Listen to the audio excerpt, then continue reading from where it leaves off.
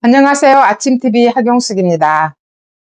지난주에 제가 한강의 노벨 문학상을 축하해 줄 수 없다고 올렸더니 굉장히 반향이 컸던 모양입니다. 그래서 그 댓글에 대해서 제가 먼저 말씀드릴 부분은 제가 시기 질투를 해서 그런 말을 했다는 분들에게 말씀드립니다. 저는 작가가 아닙니다. 그러니까 시기 질투할 이유가 전혀 없다는 점 말씀드리고요. 두 번째, 한강의 나이가 10살이네, 13살이네, 정확하지 않다는 표현에 대해서 어떤 분이 3년 있다가 보여줄 수도 있지 않겠냐라는 발언을 하셨습니다. 네, 그 부분을 수용하겠습니다. 어쨌든 한강은 13살에 봤다는 겁니다. 13살에 봤다는 것은 미성년자이고, 그리고 그 나이에 봤다는 것은 굉장히 충격적입니다. 어렸을 때 본 거는, 어렸을 때 당한 거는 평생을 갑니다. 저는 지금도 13살에 그 무시무시한 무서운 사진첩을 봤다는 것은 폭력이고 학대라고 생각합니다. 그 사진첩들이 사실이든 아니든 무시무시한 사진들이었잖아요. 그런 사진을 13살짜리가 봤다는 것은 정말 지금 생각해도 이해할 수 없는 부분입니다. 이 부분에 대해서 또 어떤 사람들이 말하죠. 우연히 봤다고, 아버지가 안 준 거라고. 그건 틀린 말입니다. 중앙일보에 이미 기사화 됐습니다. 13살 때 아버지가 사진첩을 줘서 봤다고. 그래서 소년이 온다를 쓸 때는 펑펑 울면서 썼다는 기사가 나와 있었습니다. 그러니까 우연히 봤다는 것은 틀린 내용입니다.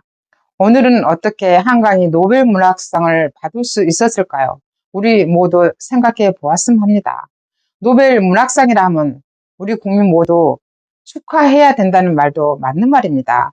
그러나 순수하게 축하할 수 없다는 것은 대한민국이라는 나라가 너무 걱정이 되기 때문에 우리 모두 다시 한번 생각하기 바란다는 의미에서 제가 이 시점에서 우리 국민 모두가 정신을 바짝 차려야 되지 않을까, 그런 의미에서 다시 한번 영상을 올리게 되었습니다. 그렇다면 한강이 어떻게 해서 노벨 문학상을 받게 되었을까요?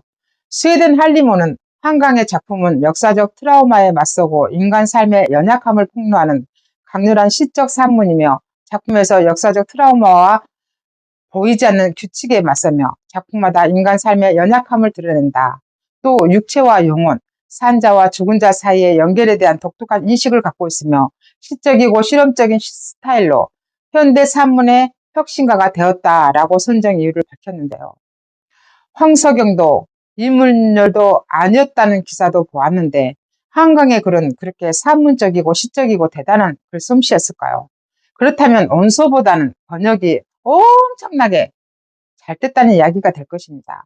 왜냐하면 한강의 노벨 문학상을 너무 기뻐한 나머지 한강의 노벨 문학상을 축하한 사람들이 읽은 책을 내용을 보고 저한테 뭐라 그러냐면 무슨 내용인지 잘 모르겠다고 하더라고요. 원서가 그렇게 난해한 부분들이 많다는 겁니다. 근데 한림원에서 그런 내용으로 밝혔다면 굉장히 번역이 포장되고 잘 됐다는 겁니다. 그래서 노벨 문학상까지 받게 되었는데요. 저는 일부에서 출판사 로비나 호남향후회가 로비를 했을 거란 말도 또 있더라고요. 그 부분은 제가 보지 않았으니까 잘 모르겠습니다. 저에게 댓글을 다시는 분들은 앞으로 한 번 더 생각해 보시고 댓글을 남기시기 바랍니다. 전 다는 아니지만 대충 챙겨서 읽는 편이고 악플을 다시는 분들의 글을 읽으면서 저 또한 공부를 하게 됩니다.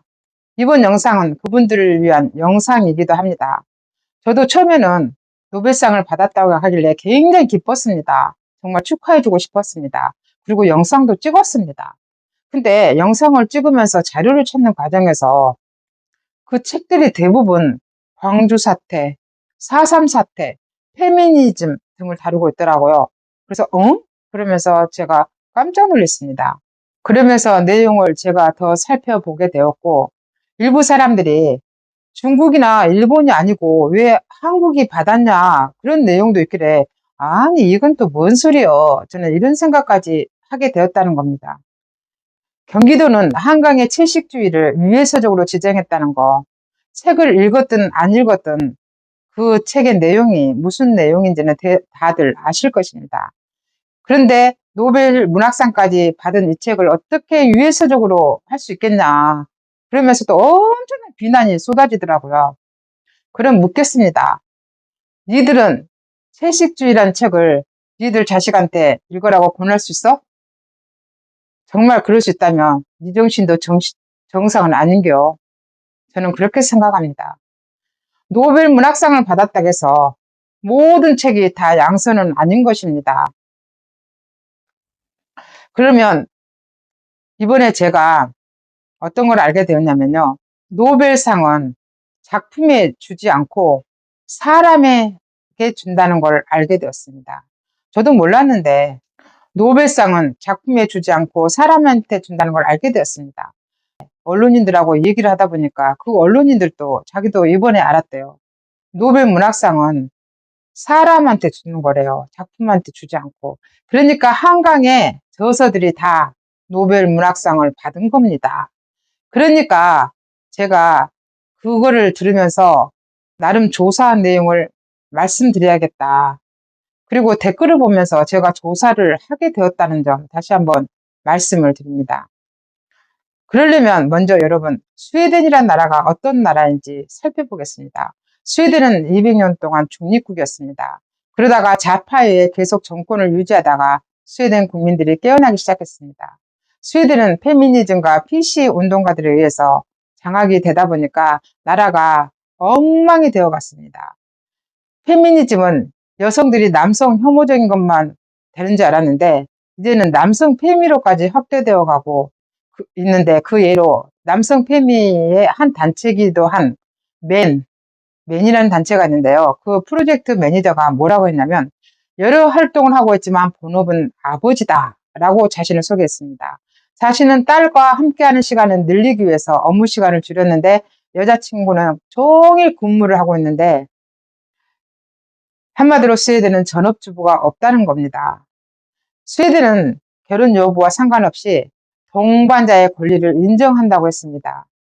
성평등 사회를 위해서 남성들이 더 잘할 수 있는 부분이 있다는 생각에서 출발했다는데 한마디로 이젠 아버지도 직업이라는 겁니다. 두 번째, 페미니즘에 대해서 말씀드리고자 합니다. 페미니즘이란 소수자를 더 이상 소수자가 아니라 여러 가운데 자연스럽게 모여있는 한 사람으로서 존재하게 해달라는 취지인데 말은 그럴싸합니다. 그렇다면 박원순이 시장 시절에 있었던 서울시청 앞 광장에서 퀘어 축제라는 게 있었잖아요. 동성애 축제였는데요. 자기들 몇 사람을 위해서 서울 시민들은 서울 광장에 나 부끄러워서 아이들을 데리고 갈 수도 없게 만든 게 퀘어 축제였습니다. 그렇다면 다수자가 받는 피해는 어떻게 해야 되죠? 우리 사회가 왜 점점 소수자를 위한 그런 사회가 되어가고 있고 소수자들의 소리만 높아만 가냐 그겁니다. 다수자는 마냥 죄인이어야 되고 그런 사회가 되어가냐 그 말입니다. 더불어 살아가는 그런 사회가 된다면 소수자도 다수자도 서로 불편하지 않는 그런 사회가 되어야 된다고 생각합니다. 그런데 소수자의 권리를 위해서 다수자를 피해를 본다면 이 또한 불평등한 사회인 것입니다. 그래서 소수자들이 너무 소리를 지나치게 내다 보니까 다수자들도 이제는 눈살을 찌푸리게 되었다는 점, 그 점을 말씀드리고 싶습니다. 세 번째, PC 하는데요. PC가 뭐냐? PC 운동인데요. 그 PC는 영어로는 Political Correctness 이렇게 되어 있답니다. 한국어로는 정치적 올바름, 정치적 정당성으로 번역되어 있는데요. 나무위키에 의하면 한국어에서는 올바름이라는 개념이 이념과 신념의 문제가 아니라 보편적인 도덕과 윤리를 기준으로 쓰이는 게 일반적이기 때문에 이렇게 올바름을 강조하는 해당 번역은 엄밀히 말해 어폐가 존재한다 라고 적혀 있습니다. PC라는 표현이 처음 사용된 것은 브리테니커 백과사전에 의하면 20세기 초반 공산주의자들에 의해서였다고 합니다. 누군가가 공산당의 지침에 부합하지 않으면 그런 발언을 하면 정치적으로 올바르지 않다라는 식으로 비판을 하기 시작했다는데요. 1917년 러시아 공산당에서 만들어진 이 표현은 1930년대는 미국 정계에서 독일의 나치즘을 비판할 때 쓰이기 시작했습니다. 나치는 자신들이 보기에 정치적으로 올바르지 않다고 판단된 사람을 잔인하게 숙청했다며 나치의 무분별한 잔혹성을 비판하는 데 쓰였다고 하는데요.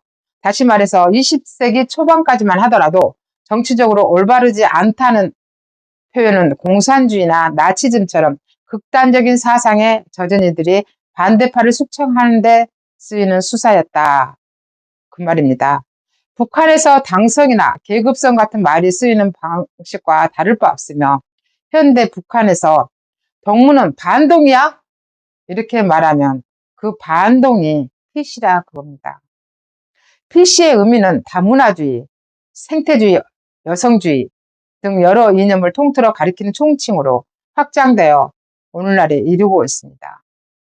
2024년 영국 이코노미스트의 보도에 의하면 2020년 전후로 미국에서 PC에 대한 관심이 정점을 찍고 하락세를 보이는 것으로 드러났다는데, 제가 앞에서 말씀드렸지만 다시 반복해서 말씀드리겠습니다. 스웨덴에서도 역시 정점을 찍어서 눈을 세계, 특히 아시아로 돌리게 되었다는 겁니다. 스웨덴은 좌파가 득세하는 동안 망신창이가 되어서 우파들이 고개를 들기 시작해서 200년 동안 유지해오던 중립국이라는 타이틀도 벗어버릴 위기 정도로 위기에 봉착해 올해 초에는 나토에도 가입을 했다고 합니다. 그래서 여러분들이 말씀하신 일본과 중국인은 줄 수가 없다는 겁니다.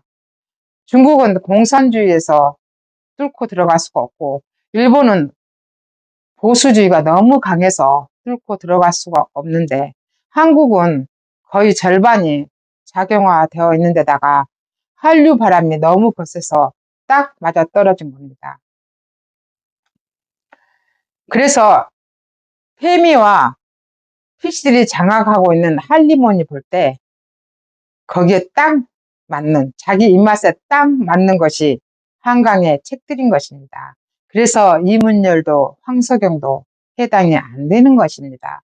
다시 말해 우리나라에서 차별금지법을 통과시키려고 야당이 그런다는데 차별금지법과 똑같다는 생각입니다. 네 번째, 그러면 지금 차별금지법을 반대하고 이렇게 난리를 치고 있는데요. 그러면 우리는 차별금지법이 뭔지 알아야 되지 않겠습니까? 차별금지법이 조항이 생기면 어떻게 되냐? 대한민국 최상위법, 대한민국 헌법 제21조로 보장된 표현의 자유에 제한이 생기고 자신의 가치관대로 말하고 행동했다는 이유만으로 벌금을 내거나 감옥을 갈 수도 있다는 논란이 생깁니다. 또한 법은 최소한의 도덕인데 차별금지법은 이러한 원칙에 어긋난다는 비판도 있습니다. 여기서 말하는 남성, 여성, 불특정, 소수자, 종교, 성적 지향, 고향 등에 대한 증오 발언이나 합리적 차별이고, 예를 들어 나는 홍어를 먹지 않는다 라는 것도 차별이라는 겁니다.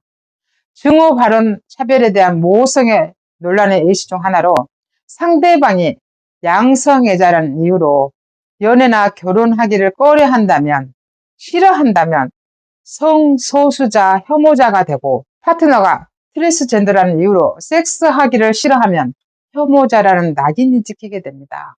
이게 증오 발언으로 간주될 수 있는지 모호한 측면이 있을 수 있다는 것을 들 수 있다라고 되어 있습니다. 결론은 스웨덴의 페미니즘과 PC 활동이 한국으로 무대를 옮기기 위해 노벨 문학상이라는 상을 미끼로 우리나라는 더 혼란에 빠지지 않을까 걱정되고, 한강의 책들인 광주 사태, 소년이 온다, 4.3 사태, 작별하지 않는다, 페미니즘, 채식주의 이런 책들과 딱 맞아 떨어졌다는 겁니다. 한마디로 페미니즘, PC운동, 차별금지법은 같다 그겁니다. 한마디 더 말씀드리자면 야당이 지금 차별금지법을 통과시키려고 하잖아요. 저는 그 차별금지법이 통과되면 지금의 야당은 붕괴될 거라고 생각합니다. 왜냐하면 차별금지법에 통과할 수 있는, 거기에 걸릴 수 있는 야당 의원들은 태반이라고 생각합니다. 질이 너무 떨어지잖아요. 억지를 맨날 하잖아요. 예를 들어서 장경태도 맨날 그럽니다. 소설 써갖고 와가지고 질문도 못합니까? 이러잖아요. 이제는 그게 차별금지법에 걸립니다. 지금까지 진실을 알려주는 아침TV 하경숙이었습니다.